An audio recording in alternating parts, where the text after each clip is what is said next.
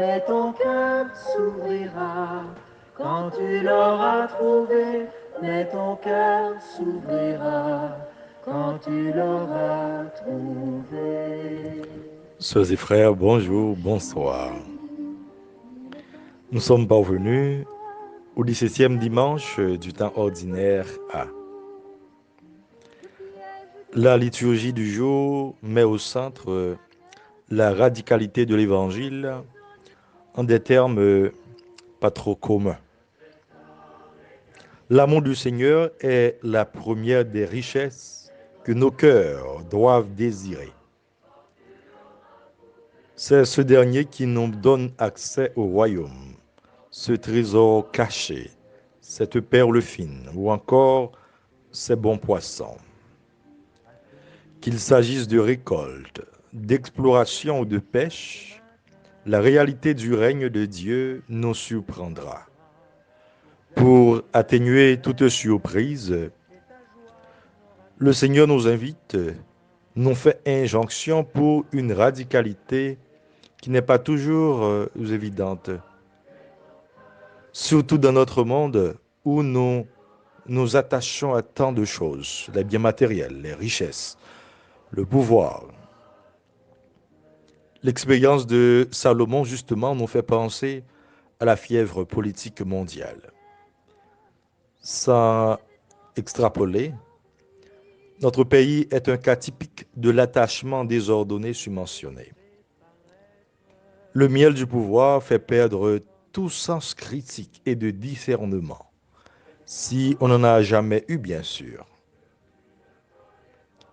Une lecture brève opposant le comportement de nos chefs d'État en pleine démocratie au roi Salomon en pleine monarchie nous plonge dans une certaine distorsion, une dissonance s'installe.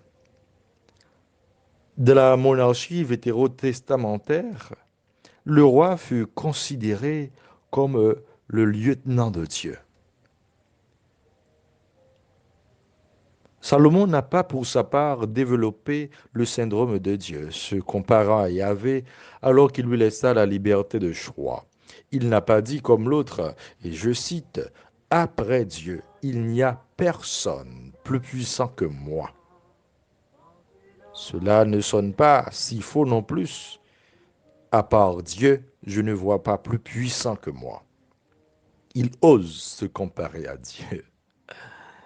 Salomon, par contre, demande un cœur attentif pour savoir gouverner son peuple et le don du discernement.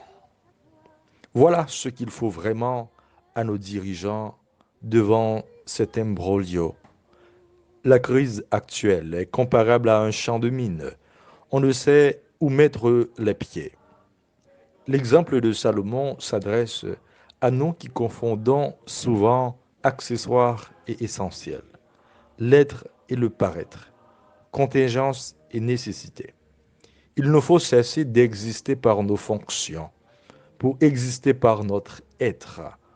On perdra la fonction, mais l'être demeurera.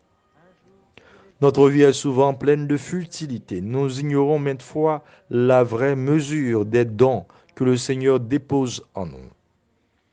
Nous avons en nous des potentialités extraordinaires qui demandent confiance en soi, estime de soi, en vue d'une véritable affirmation de soi. Et à partir de là sera possible l'affirmation de foi que le Seigneur attend de nous.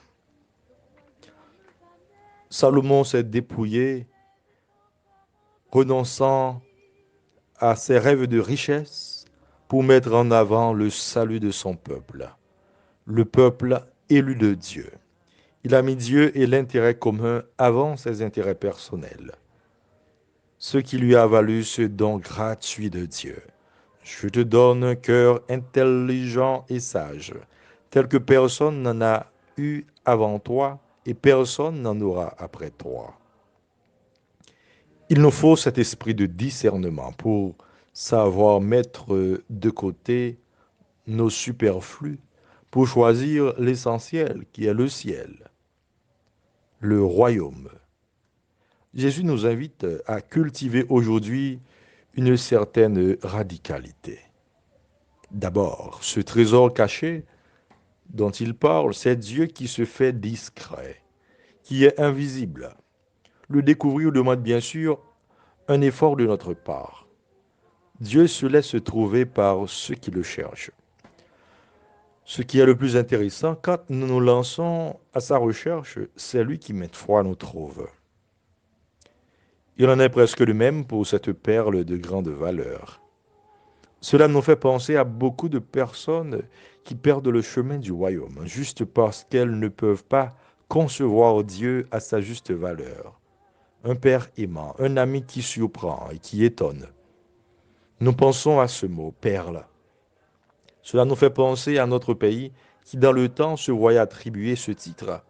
Haïti, la perle des Antilles. Et nous le méritions.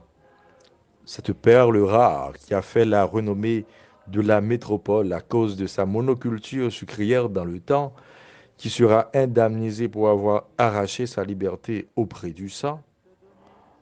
Alors il était obligé de donner tout, tout ce qu'il avait. Mais aujourd'hui, c'est tout, sauf une perle. Alors le royaume de Dieu est aussi précieux qu'une perle de grande valeur. Dieu d'ailleurs n'a pas de prix. Pour le trouver, il faut tout donner et se donner soi-même. C'est au prix de l'abandon total que l'on saura le trouver. Et la troisième parabole concerne la pêche. Euh, nous parlant de bons poissons et de ceux qui ne vaut rien. Cette dernière évoque non seulement le discernement, mais évoque aussi la patience de Dieu avec nous. Cela requiert de la patience pour faire le tri.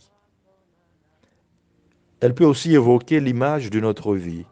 Nous faisons beaucoup d'expériences, nous vivons beaucoup d'événements.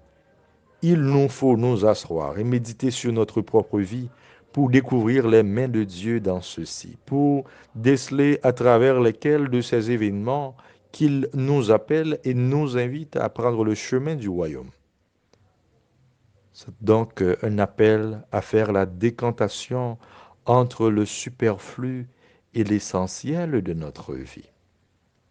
Les exigences évoquées par Jésus nous font découvrir que dans la suite du Christ, en vue du royaume, il n'y a pas de demi-mesure. Il nous faut nous dépenser, nous donner tout entier pour hériter euh, du règne de Dieu. Il s'agit d'un appel à prendre au sérieux, car Jésus nous dit que le règne de Dieu ne viendra pas de manière à dire qu'il est ici ou il est à là-bas. Il nous faut nous y préparer au quotidien. Frères et sœurs, demandons au Seigneur de nous donner la vraie intelligence, qui est de se mettre à son écoute et de recevoir de lui le goût des vraies valeurs. Ainsi, nous pourrons reprendre avec le psalmiste mon partage, Seigneur, c'est d'observer tes paroles. Mon bonheur, c'est la loi de ta bouche, plus qu'un monceau d'or et d'argent. Aussi, j'aime tes volontés plus que l'or le plus précieux. Amen.